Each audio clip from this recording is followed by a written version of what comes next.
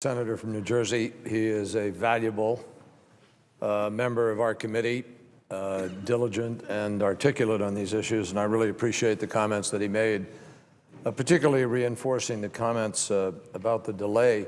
I just want to remind colleagues that earlier, the senator from Arizona mentioned that, it's sort of unfair to be doing this at the same time, dual tracking, that we're doing something else. So I just want to remind colleagues that he said Start 1 was completed sort of on its own, freestanding.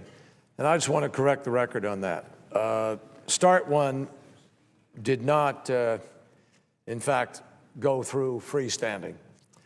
On the same day that the Senate held a cloture vote on the treaty, on Start 1, it also voted on 2 amendments, I might add, on the same day related to the treaty. It also voted on the final passage of a tax bill. They managed to do 2 things at the same time. The following day, the Senate voted on another amendment related to the treaty. It also agreed on that day to the conference report on interior appropriations. It passed the D.C. appropriations bill, that's 2 separate items, and it debated and held 2 roll call votes on the foreign operations bill. So that's 4 separate bills and items that were dealt with at the same time that they were dealing with the Start 1 treaty. And the following day, it had the final passage on the Start treaty in about 4 days plus and a half, I think. Also, just remind folks that I should have reminded the senator from Texas of this. 13 times, colleagues came on the other side of the aisle to Senator Lugar and asked him to slow down the process of the legislation piece of the treaty because of the needs to work on the modernization. And we did that. And again, colleagues came to us and suggested way back last summer, we were prepared to move the treaty out of committee so that we wouldn't wind up in this situation. And guess who came to us and said, oh, no, it'd be better if we had a little more time. Our friends on the other side of the aisle said, please don't do that vote. I think it'd be better for the treaty if we kind of took our time. So we provided another 6 weeks to file questions, get answers, work on modernization, pull people together. And frankly, it was a constructive process. I'm not suggesting that it didn't provide some benefits. But we accommodated a request to slow it down to meet the needs of our friends on the other side of the aisle. And then subsequently, when there were potential complaints that it would be politicizing the United States Senate and this treaty, to have the vote and this debate that we're having now before the election. We could have done that. But we didn't want the treaty to get caught up in the election process. So once again, we voluntarily delayed the process to meet and accommodate some of the concerns of colleagues on the other side of the aisle. So then when we come back after the election, all of a sudden, oh my gosh, you can't do it in the lame duck. You got to wait and do it down the road. And I heard one colleague came to the floor defending the rights of people who aren't even sworn in as senators to somehow weigh in on this treaty. They're not senators. They may have been elected in this election, but they haven't taken part in the 1.5-year-long effort of preparing to deal with this treaty. Every senator here has. All 100 of us walked up to the well, raised our hands, swore to uphold the Constitution of the United States, and that Constitution gives us the specific responsibility of advice and consent on a treaty. That is why we're here at this moment. Now, if I'd had my druthers, we'd have been here weeks ago. But there was always a filibuster, always a delay, always some longer period of time that some other piece of legislation was taking. And I think that, it's really important for colleagues to sort of be honest about that. We've had 125 cloture motions since January of 2009. As I mentioned earlier, that's as many cloture motions as have been filed between 1919 and 1974, between World War I and the Vietnam War. That's how many cloture motions we had filed since last year alone. In addition, the Republicans came back to the minority in 2007, and we've had to file 264 cloture motions to end a filibuster since 2007. That averages out to 66 per year. In the first 44 years of the existence of this filibuster rule, it was only used about once a year. For 44 years, it was used once a year. In the last few years, it's been used 66 times a year. That's why we're here, and that's why we're delayed. And I personally look forward, when we return next year, to seeing us adjust that rule. I want to respect the rights of the minority, because I know that that's what the Founding Fathers intended. But nobody intended that we have to vote twice to get to a bill. Filibuster on the motion to proceed, filibuster on the substance.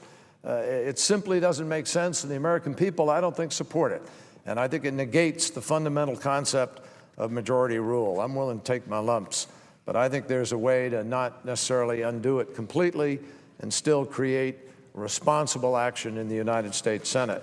I might add, since President Obama took office last year, the Senate has had roll call votes on 62 nominations. Of those 62 nominations, 27 were confirmed with 90 votes or more. 23 were confirmed with 70 votes or more. That means that of the 62 nominations, fully 60 of them were confirmed with more than 70 votes.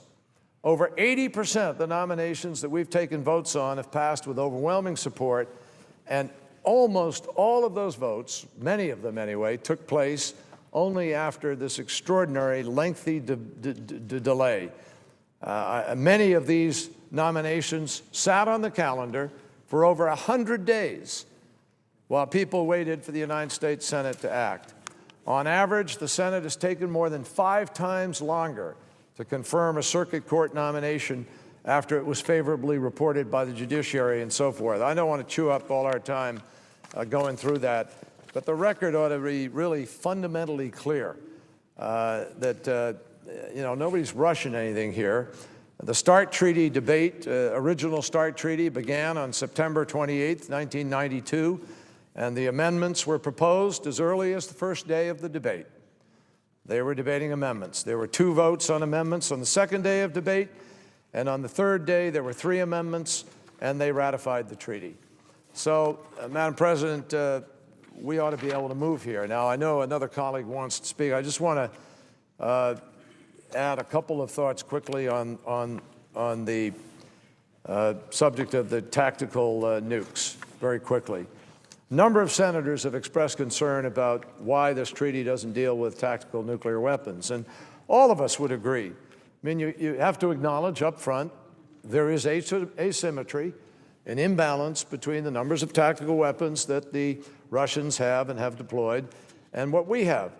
But you have to remember that first we needed to replace the original START agreement in order to get verification measures back into place, in order to take the steps then necessary to go to sort of the next tier.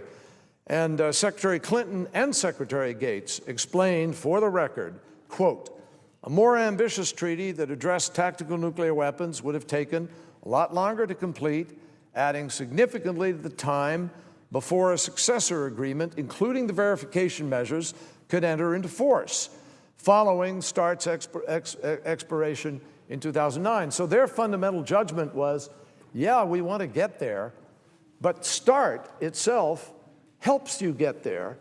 And if we sit without those verification measures in place that come with START, you make it much harder to actually reach the agreement you're trying to get to on the tactical. So the logic said, get this agreement back into place, revitalize the cooperation on arms control, and that will empower you subsequently to be able to achieve your goal. Now, that's not something that the Obama administration dreamed up. I want to emphasize that to our colleagues on the other side of the aisle. The very respected former secretaries of defense, Secretary Bill Perry and Secretary Jim Schlesinger